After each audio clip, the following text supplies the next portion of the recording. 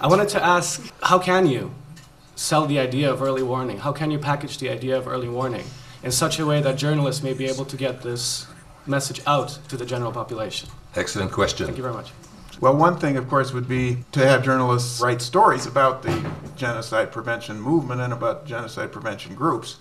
But there are also, stories about actual prevention. Getting a call in the middle of the night from a satellite phone in the refugee camp in Pochala, saying the Ethiopian army is 20 kilometers away and they're going to attack in the morning, and being able to call someone at the State Department who I knew well, and having him, in fact, call our ambassador in Addis, who in fact called President Meles and said, "Get your troops the hell out of Sudan," and they were taken out of Sudan, and so they didn't attack that camp. The first Congo operation is still, I think, the most extraordinary operation in the history of the United Nations, that it was put into effect within 24 hours of the Security Council resolution, had wide powers to rebuild the country, to protect civilians. The UN had a fighter squadron at its disposal, and that it held the country together, what was not much of a country up until that point, without the use of cell phones, internet, direct dialing, is really quite remarkable. In the case of Timor-Leste, there was a coalition of the willing led by the Australians to fill the gap before UN forces could arrive, so that can always be resorted to. In the case of Macedonia, there was a preventive deployment there, well before the possible outbreak of conflict. And for 4 years there was there were 2 UN battalions there. And so there are different permutations by which one can do this. Et j'aime bien parce que là on est en train de dire aux jeunes, ne croyez pas que ça tombe du ciel, c'est quelque chose qui se prépare, c'est quelque chose qui se fait, c'est très méthodique. Vous êtes à l'université, c'est fait par les universitaires, et donc c'est que aussi on peut le démonter, on peut aussi l'arrêter, quoi. Et là où je m'énerve, où je me fâche avec ces conférences, je pense toujours tous les fonds qu'on a mis dedans, si jamais ça ne donne rien, j'aurais préféré qu'on me les donne et j'aurais fait beaucoup avec les veuves et les enfants rescapés du génocide. Donc je me dis, d'un côté, je veux vraiment bien qu'on mette le paquet avec l'espoir que ça ne se passe plus. Mais de l'autre côté, je suis plutôt terre à terre. Never again, on l'a dit tant de fois. Never again, on l'a dit tant de fois. Pourquoi cette fois-ci, ça va se passer? Alors je suis un peu sceptique, quoi.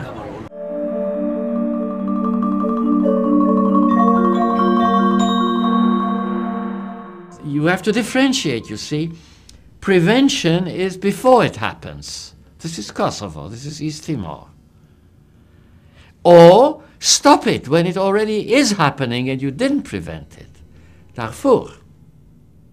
You have to differentiate. This is a political issue. Differentiation.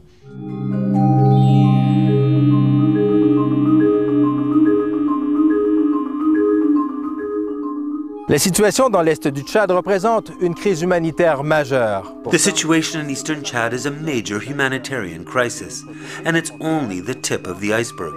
On the other side of the border in Sudan, it's estimated there are over 1 million refugees. How they're surviving and managing, however, is uncertain because most relief agencies don't have access to the region. Jean-François Bélanger, Radio-Canada, Iridimi, Tchad. Ils disent 200 000 morts au Darfour, c'est pas vrai. They claim 200,000 dead in Darfur, but that's not true. The number is closer to 500,000. This is a different type of genocide. Instead of killing people directly, the perpetrators are simply blocking supply routes and attacking relief agencies. As a result, people in the camps are slowly dying from malnutrition, especially the children and elders. It's a different type of genocide, but it's effective. Ça fait toujours autant de nègres en moins, hein, c'est toujours ça.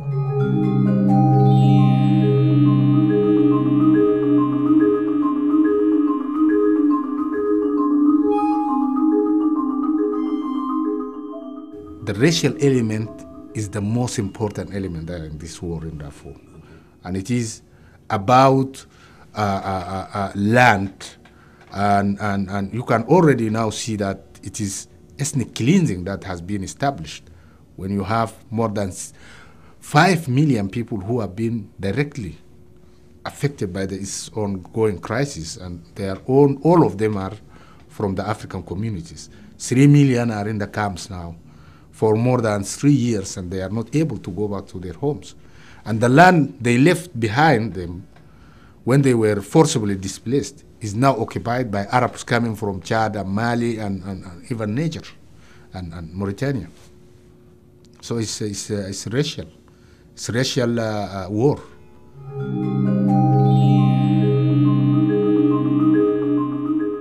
The Sudan is a vassal state of China because there's oil there. And the economy will collapse in China if they don't get the oil, if they don't get the natural gas, and if they don't get the rare minerals which they need.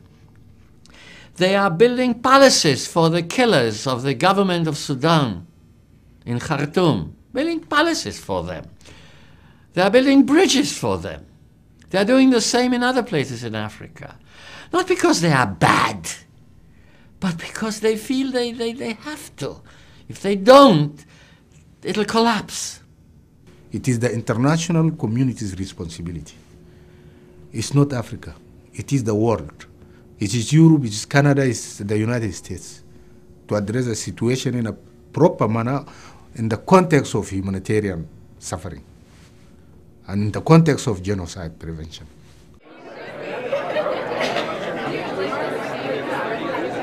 People need to know these things, and the conference gave me that confidence that there's people who care, and so even if it's not everyday news, from now on, you know, we can't say we don't know anymore, and that's what the conference gave me. I've been very impressed with the conference, actually. It's the first time I've come to something of this scale, and to be honest, if you look at the list of speakers who are here, it's like a who's who of everybody who matters in the genocide prevention field.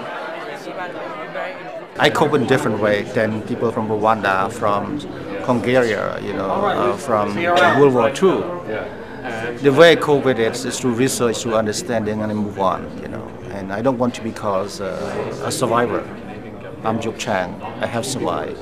Because it's a message to people who commit genocide that humans are very capable to survive, to resist, to fight back, and that no one can destroy a human completely.